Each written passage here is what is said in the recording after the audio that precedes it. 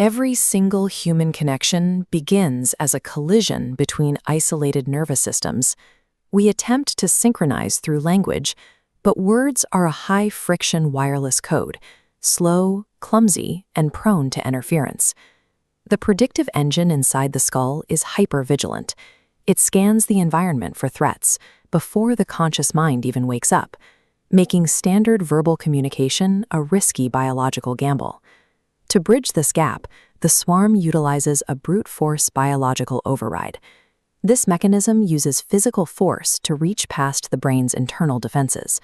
Heavy acoustic vibration acts as an external pacemaker. The rhythmic pulse physically rattles the chest, overriding the isolated biological heartbeat. As separate nodes perfectly align to this pulse, the swarm moves together, synchronizing before the predictive engine can detect a threat. By seizing control of the heart, music solves the problem of physical proximity.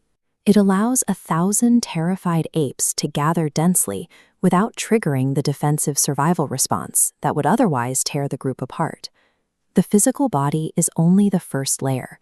The mind itself is a sealed bunker, guarded by layers of internal logic and social suspicion. Synchronizing the software running inside these bunkers requires a different kind of bypass code. Humour serves as this cognitive bypass. It relies on a massive inference jump, forcing the brain to skip the standard logical steps of an interaction. Every incoming signal is screened by the threat gate. It scans for identity stakes, assesses status risks, and checks tribal markers. Laughter serves as a biological diagnostic signal. It is a dopamine release confirming a stranger's threat gate is powered down and safe to process. Without these bypass codes, daily interaction would trigger a constant cascade of biological alarms. These overrides are the essential tools that keep the swarm from falling into a state of permanent defensive isolation. Every communication is an incoming signal approaching the threat gate. When a high-stakes signal arrives, the gate routes data down a rigid defensive path. This is the OR gate. It fires on a single negative cue, prioritizing speed over accuracy, triggering an immediate feedback loop.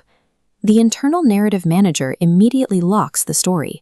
It invents a coherent reason to reject the signal, protecting the host's social and structural integrity. Communication effectively stops here. The brain shifts its operating priority entirely to identity protection. Because the standard route is designed to reject vulnerability, it is incapable of facilitating mass connection under stressful conditions. A joke utilizes a different architecture. It functions like this schematic of a bridge with a missing center span. This is the sequential logic of a joke. An observation at A leads directly to a conclusion at C. The middle step, the logical explanation at B, is missing. Normally, this missing logic triggers biological panic. The predictive engine detects an error, dumping stress chemicals to force attention. But jokes are absurd. The threat gate finds zero identity stakes and remains open, allowing a costless, illogical leap. The result is silicon laughter, the physical release that occurs when a nervous system clears a prediction error without needing to fight or flee. By making the error harmless, the joke makes vulnerability safe. It allows the system to settle into a stabilized pattern without defensive friction. A failed joke creates a moment of total stillness.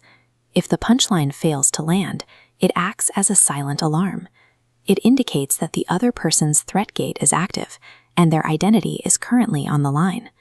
Shared humor is an unfakeable diagnostic ping. It is the fastest way to verify that a stranger's biological defenses have been powered down. Together, music and humor provide the zero-load calibrations necessary for the swarm's baseline function. The network must regularly use these overrides to verify stability in an environment where things are constantly burning out or vanishing in the dark. But the swarm cannot survive on these calibrations alone. Eventually, the zero-load environment ends. The tension must spike, and the wiring model must be tested. Bonding when the stakes are zero is only the beginning. The ultimate test is what happens when the swarm introduces artificial competition and the threat of real loss.